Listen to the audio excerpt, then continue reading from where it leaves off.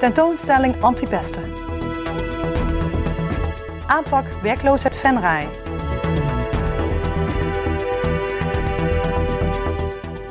Het is vandaag 18 juni, dit is het PLMA-journaal.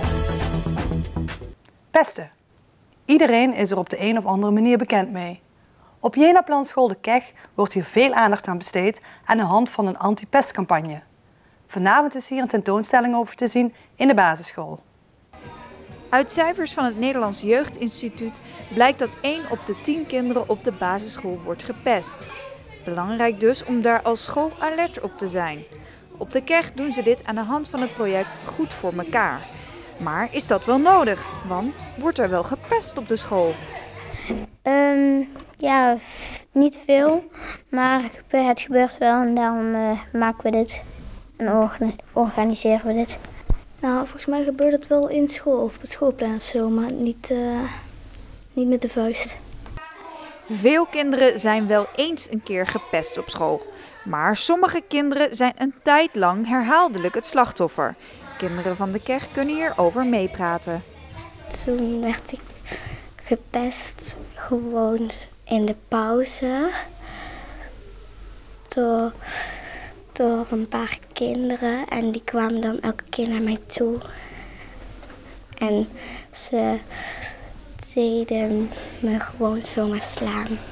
Ja, ik kwam door mijn gele tanden, want ja, ik heb eigenlijk geen glazuur op mijn tanden. Hoe vond je dat om gepest te worden? Ja, dat was echt helemaal niet fijn. En het was gewoon, als ik dan op het schoolplein speelde en er kwam iemand langs en dan je poetst je tanden niet goed. Nee, ik heb gewoon geen glazuur. Nee, je poetst je tanden gewoon niet goed. Ja, dat was dus echt niet... De kinderen praten wekelijks in de klas over pesten.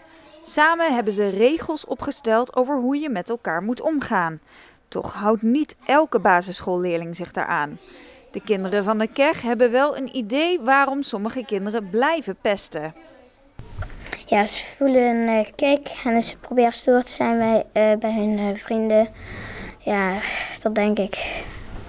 En dan beginnen ze elkaar ook in één keer pijn te doen. Ja, ik denk dat ze zich gewoon stoer voelen als ze dat doen. Omdat ze zelf ook willen worden gepest en dat vinden ze niet fijn. In het kader van het project Goed voor Mekaar kregen de kinderen een opdracht mee naar huis om iets te maken over pesten. Leerlingen hebben enthousiast tekeningen, posters, liedjes en zelfs t-shirts gemaakt. De kinderen snappen goed waarom pesten zo'n belangrijk thema op de school is. Nou, want de meeste kinderen die vinden dat niet fijn als ze gepest worden. Waarom is het niet fijn om gepest te worden? Gewoon daardoor kan je je heel rot voelen en dan is dat gewoon niet fijn. Waarom is pesten zo erg?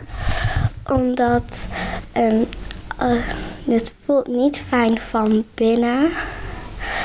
En dat zie je niet altijd van buiten, dat dat niet fijn voelt en dat je wordt gepest. Hebben jullie zelf wel eens gepest? Nee, ik denk het niet. Nee. Je zou het ook nooit doen? Nee, liever niet. Alle creatieve uitingen zijn nu bij elkaar verzameld en daar is een tentoonstelling van gemaakt. Vanmiddag hebben de leerlingen van de school de tentoonstelling al bewonderd. Vanavond kunnen de ouders en andere belangstellenden ook een kijkje nemen. De werkgroep San Mateo Venray houdt in de Witte Hoeve in Venray op zondag 30 juni vanaf 2 uur een informatiemiddag over de reis naar Mexico en Guatemala in 2014. Voor de 3e keer gaan Alda Hagens en Jan Hendricks een reis maken naar het kinderproject in San Mateo in Guatemala. In tegenstelling tot de eerste 2 zeer succesvol verlopen reizen, begint deze reis met een aantal dagen in het zuiden van Mexico. Vervolgens volgt een korte rondreis door Guatemala die eindigt in Antigua, waar de reizigers daadwerkelijk 5 dagen in het kinderopvangproject gaan werken.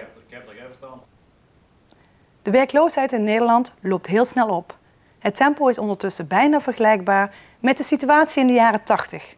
Verwacht wordt dat eind 2014 635.000 mensen zonder werk zitten. Ook in Venray is het een probleem. De werkloosheid is inmiddels opgelopen naar 8,5%. Het Rijk heeft nu voor de regio Venlo-Venray €130.000 beschikbaar gesteld om werkloosheid te bestrijden. Daarbij wordt er vooral gemikt op 2 specifieke doelgroepen.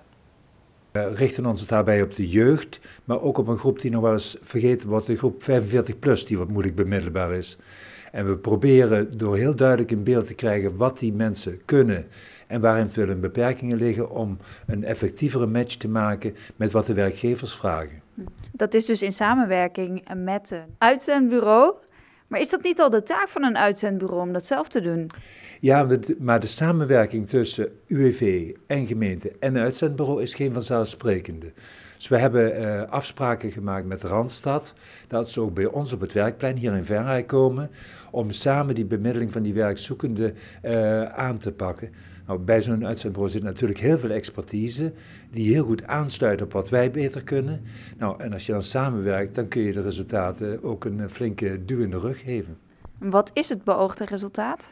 Nou, heel concreet proberen we vanuit de doelgroepen die we nu voor ogen hebben 130 plaatsingen te realiseren en van een 200-tal andere, in ieder geval de cliënten, de werkzoekenden, beter in beeld te brengen, zodat werkgevers ook gerichter kunnen zoeken naar kandidaten waar zij wat mee kunnen.